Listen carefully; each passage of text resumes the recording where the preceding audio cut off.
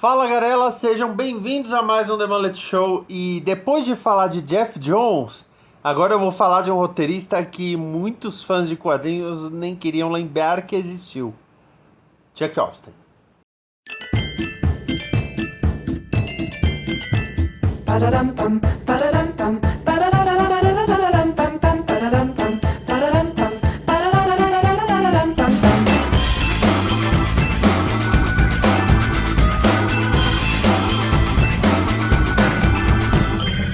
Esse é o The Mullet Show, o programa que eu falo sobre as coisas que passam pela minha cabeça. E no vídeo anterior eu perguntei o que aconteceu com o Geoff Johns. É claro que eu sei, mas eu quero entender como que um roteirista tão bom decaiu tanto. Agora aqui vem uma constatação. Em muitos ramos de trabalho, se você é uma pessoa que culpa os peazos, não é o melhor, não é o pior, não cria inimigos, você pode ir longe. Chuck Austen é a prova disso.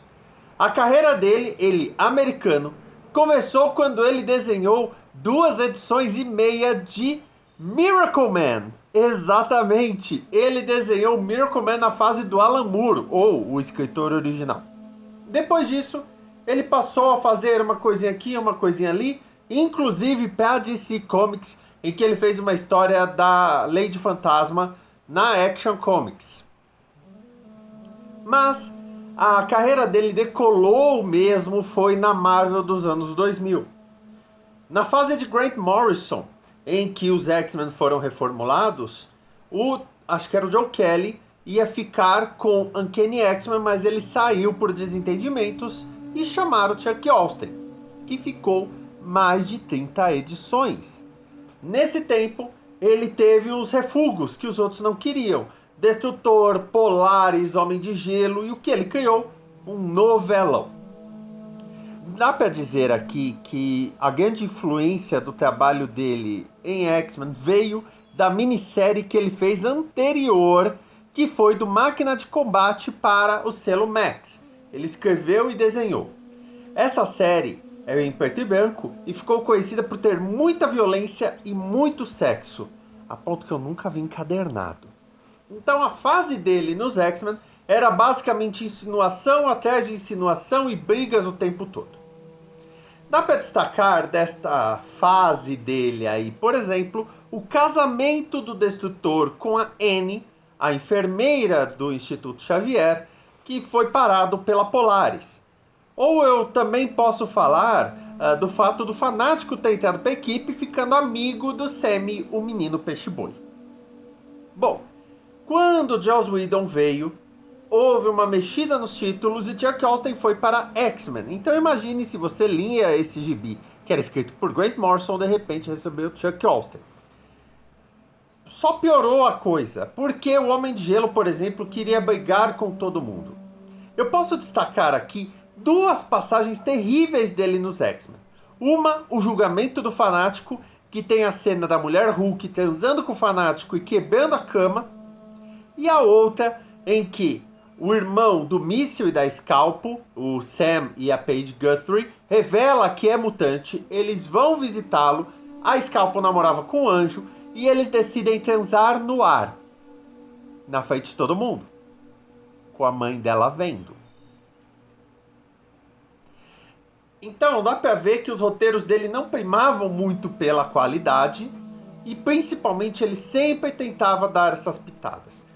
Alguns vão dizer que o topo do bolo é quando ele quis criar a história de que o Noturno é filho de um demônio chamado Azazel. Esse Azazel, aliás, foi trabalhado em X-Men First Class, o X-Men Primeira Classe, o filme de 2011, mas essa história foi desconsiderada recentemente.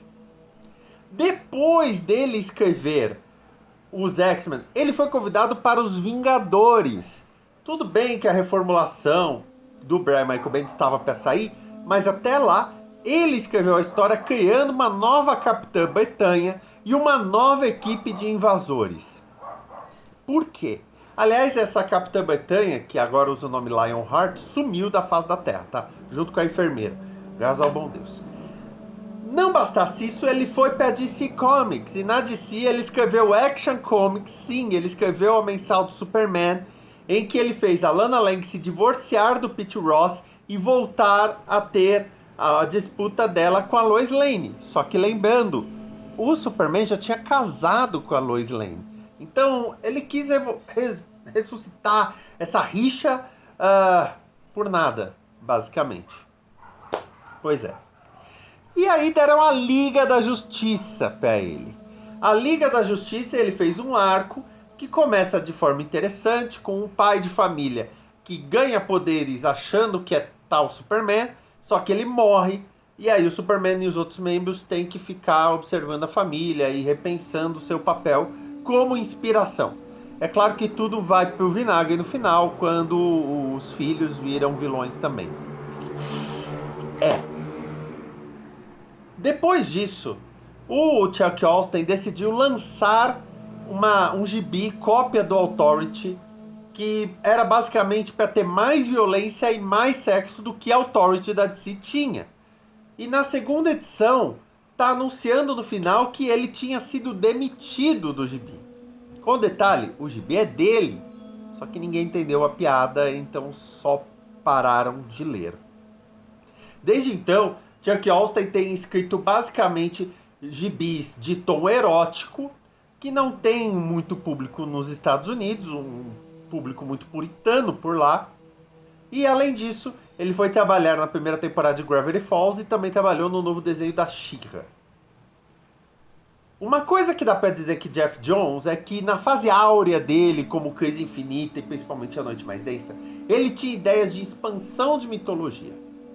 Já Chuck Austen, ele não é nem um escritor medíocre, ele é um pouco abaixo disso, já que ele simplesmente cria cenas que buscam chocar ou chacoalhar por algum momento, só para você dizer, oh meu Deus, o que eu estou lendo.